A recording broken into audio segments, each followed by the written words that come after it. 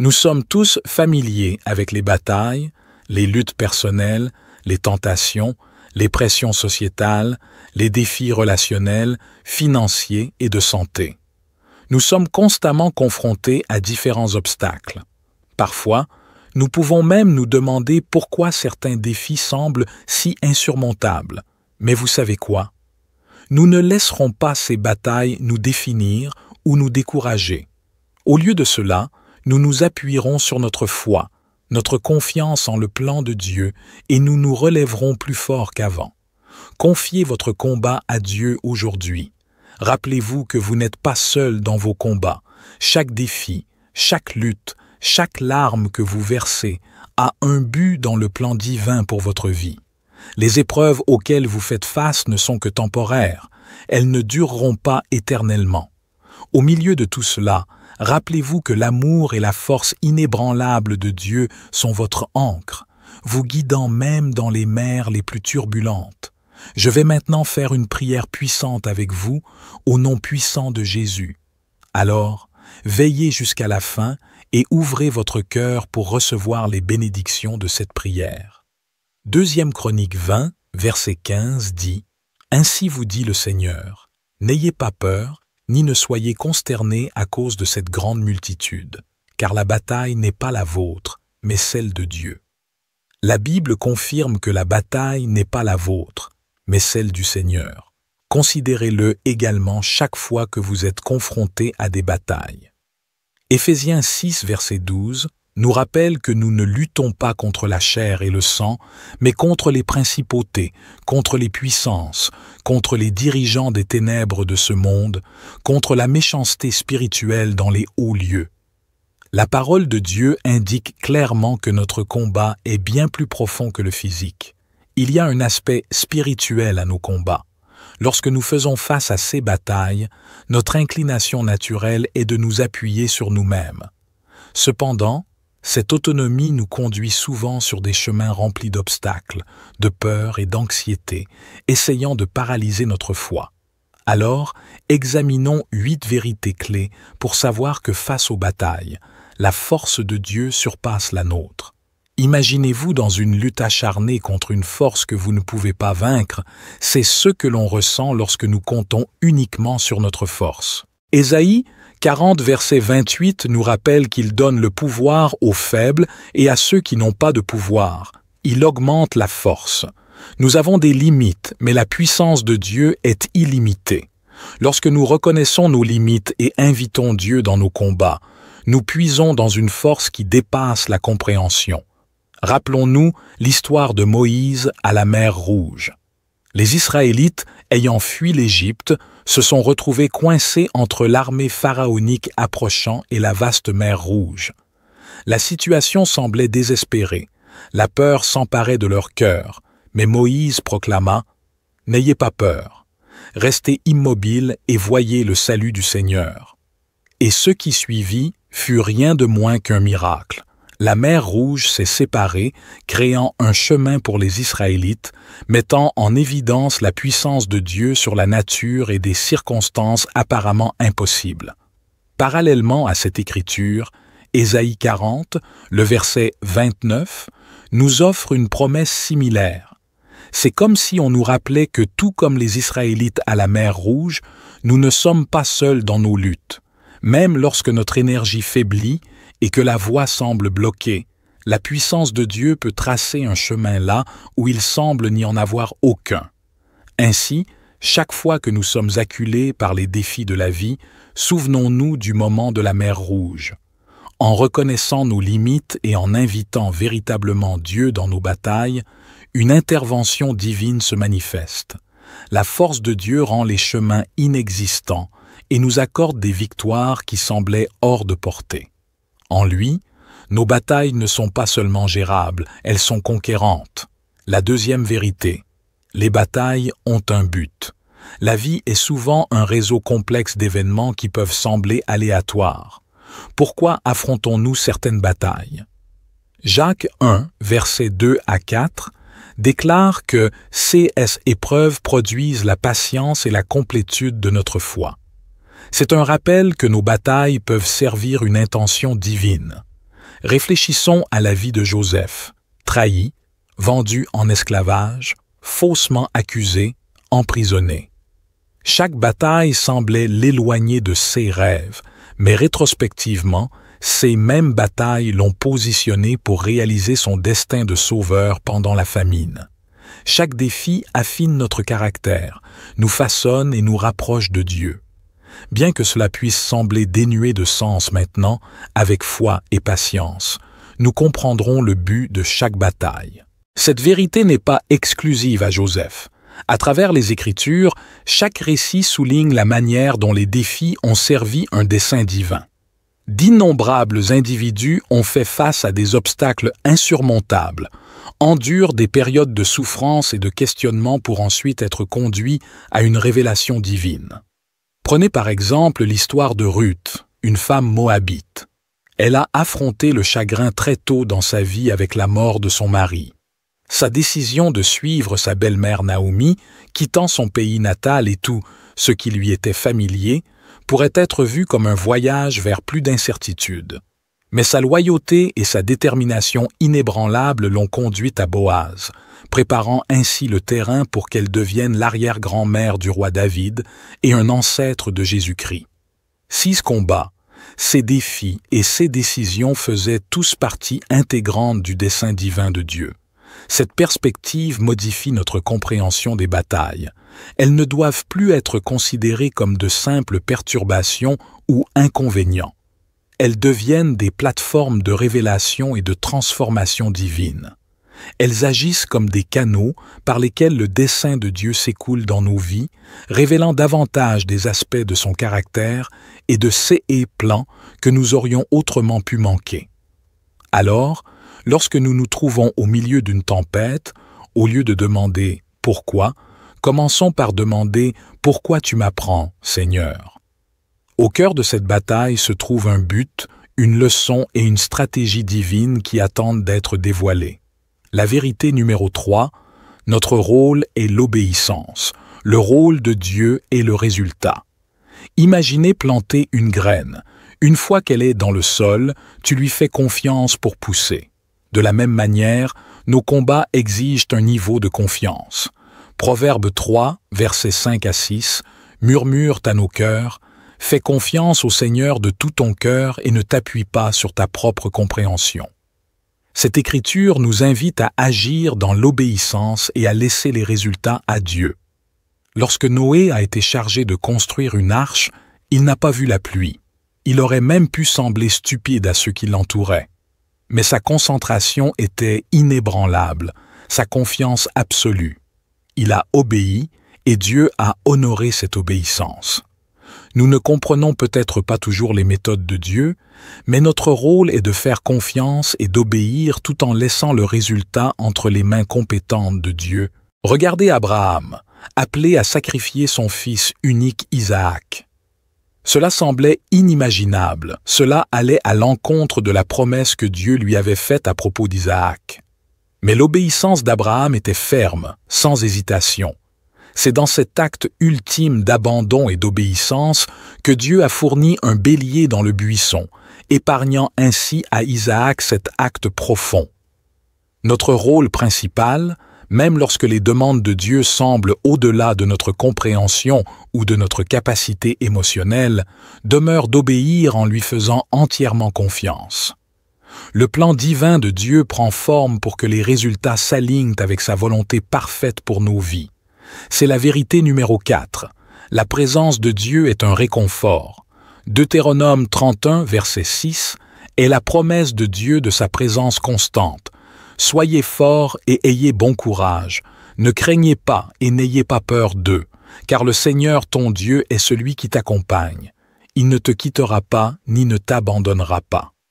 Cette promesse résonne également dans l'histoire de Daniel, piégé dans la fosse aux lions, où la présence inoffensive de Dieu a transformé une bataille en un témoignage de foi. Quelle que soit la bataille à laquelle vous faites face, rappelez-vous que vous n'êtes pas seul. Avec Dieu à vos côtés, la peur n'a pas de place.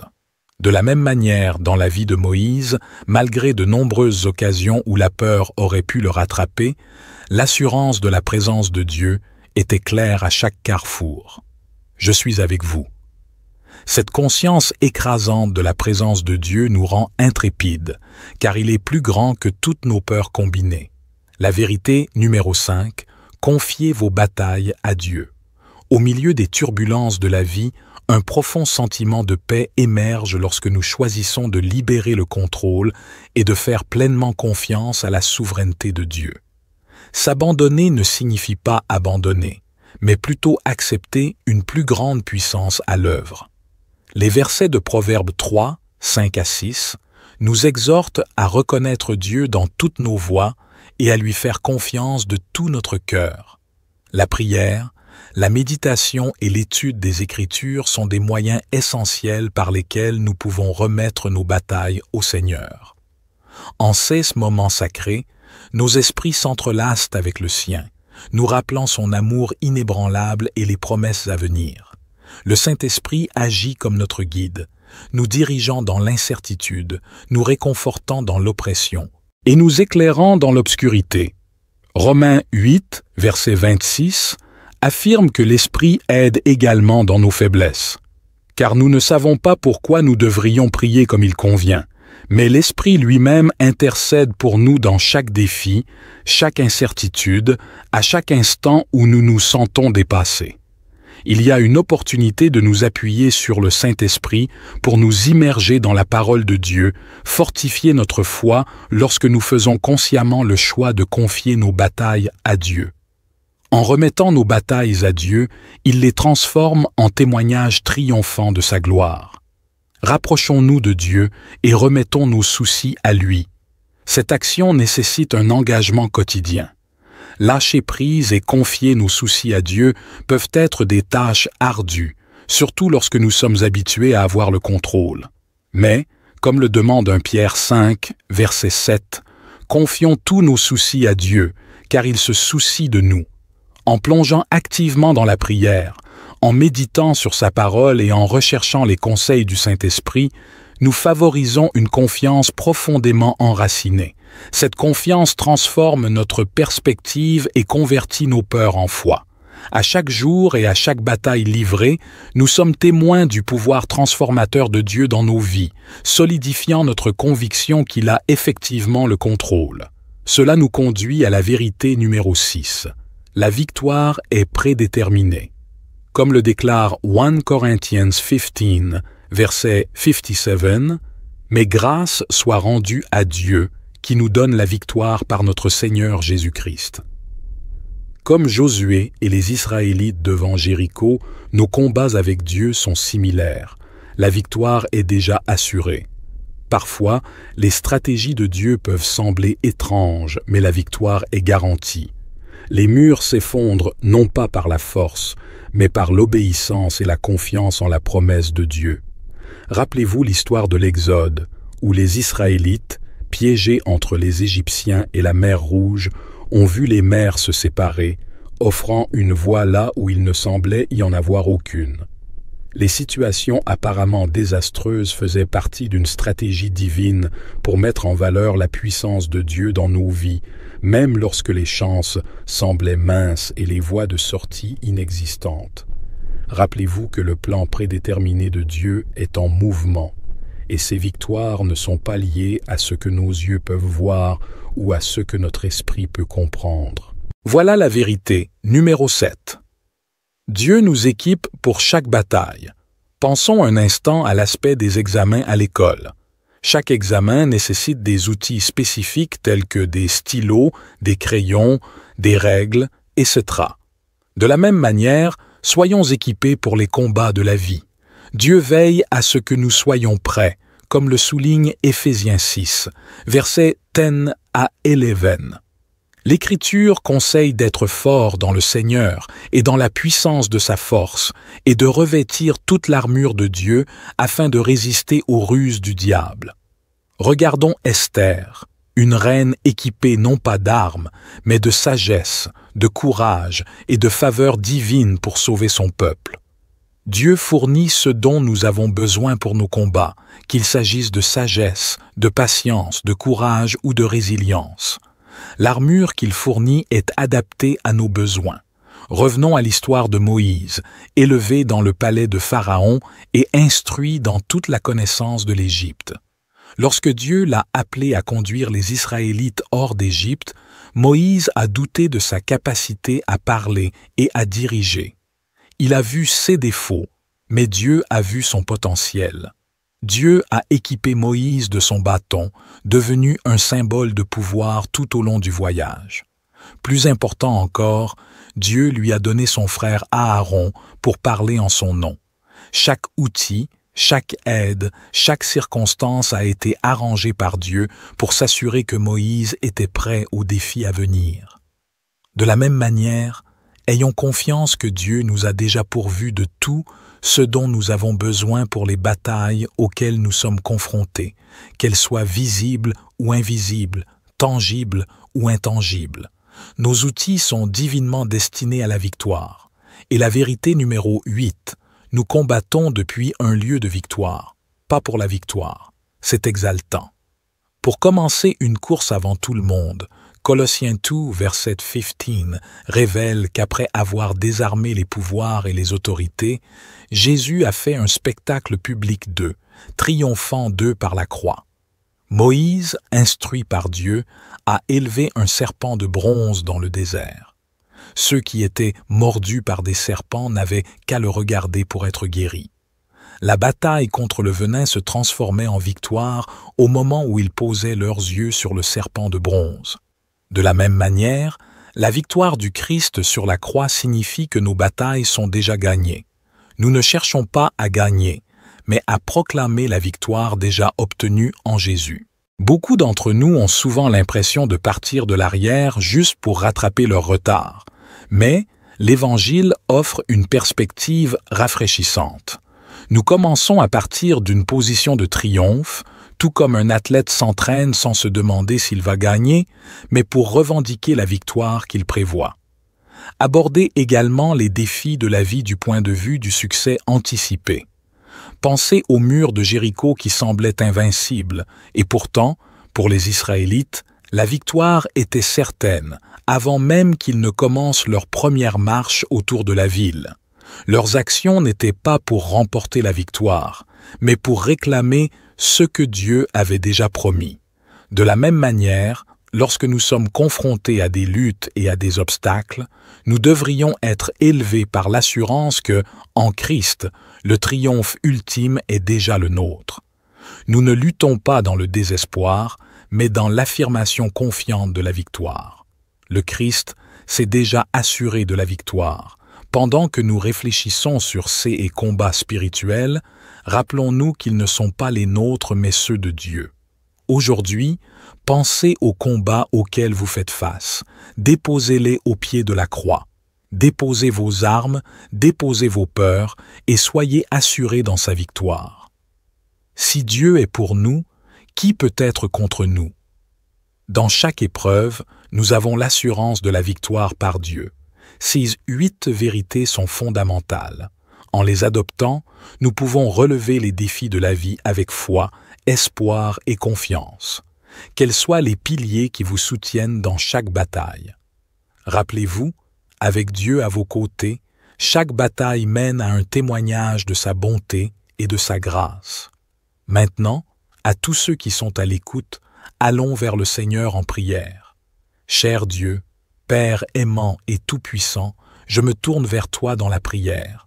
Je reconnais tes louanges éternelles, toi qui es l'alpha et l'oméga, le créateur des cieux et de la terre. Pardonne-moi, Seigneur, pour mes péchés, connus et inconnus. Purifie-moi de toute injustice et restaure-moi au nom puissant de Jésus.